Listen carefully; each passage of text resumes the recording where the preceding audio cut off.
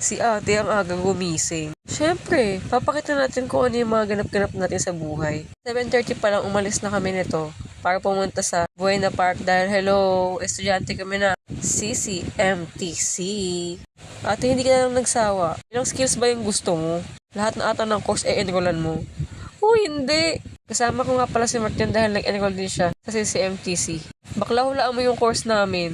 Course 1. Ate, hindi. Seryosohin mo naman sila. Hindi ba ding IT talaga?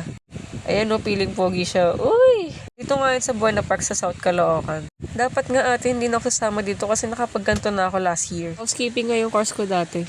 Tapos ngayon nag-IT naman ako. Ate, ang dahil mong gusto. Si bakla, OA. Pangalawang course pa lang naman ngayon. Pero naalala ko yung mga classmate ko sa housekeeping dati. Kasi nung umattend kami dito, ang dami namin. Ngayon nga, nag-start na yung program. Inumpisahan sa national anthem. Ate, ba't ganyan yung kamay mo?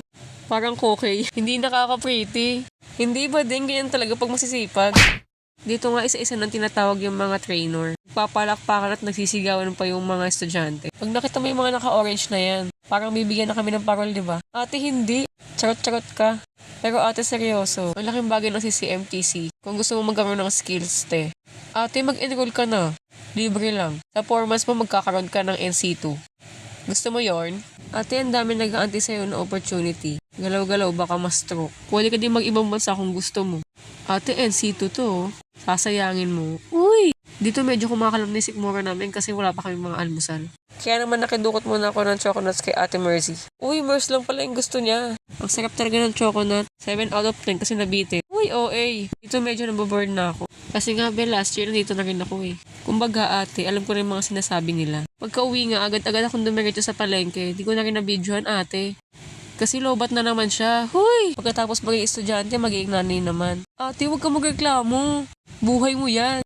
Ikaw gumawa niyan. Dahil mong sinasabi, magsaing ka na lang. Pagkatapos mo isa lang, ihanda mo na yung ulam ha. Malamang, ikaw lang yung gagawa niyan. Alam mo ate, chika ko lang. Dati kaya hindi ako marunong magluto. Tapos naiingit ako sa mga bilas ko. Kasi biyang sarap nila magluto. Tapos para bang, bakit hindi ko yun kayang gawin sa mga anak ko?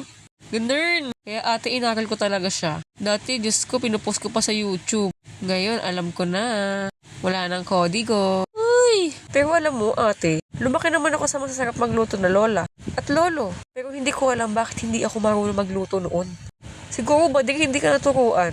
Panay lapis-lapis ka na lang. Pagtas lumapis, hihiga. Ang tamad mo ate. Bading hindi. Naghuhugas ako ng pinggan no. Alam ko naman yung mga gawaing bahay te. Pero yung luto-luto te, dinededma ko lang dati. Basta ang alam ko kakain na. Uy! Alala ko pa ate. 4 AM pa lang ginigising na ako ng nanay ko.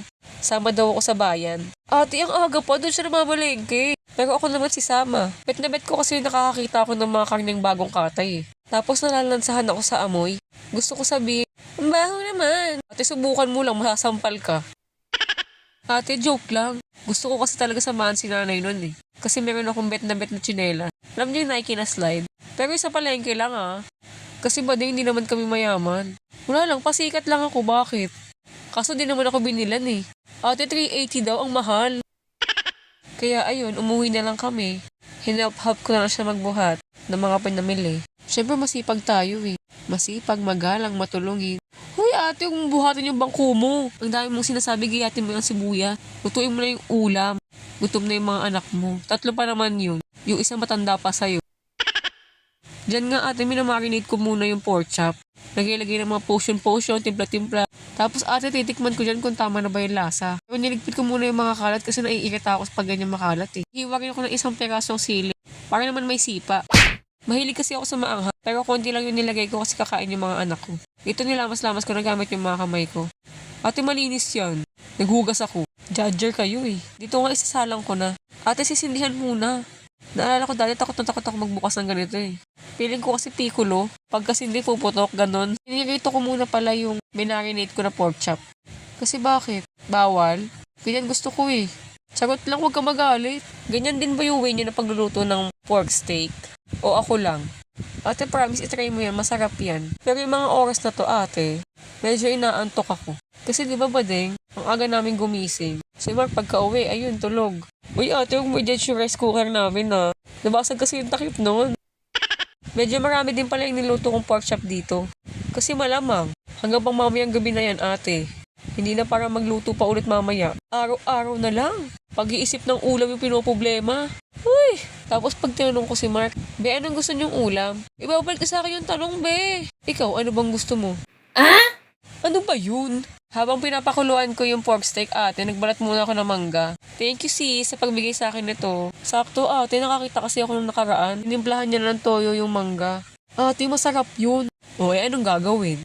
Malamang gagayahin mo. Gaya-gaya ka eh. Dito ate, paluto na yung ulam namin. Sakto, gutom na rin ako te. O siya, babay na.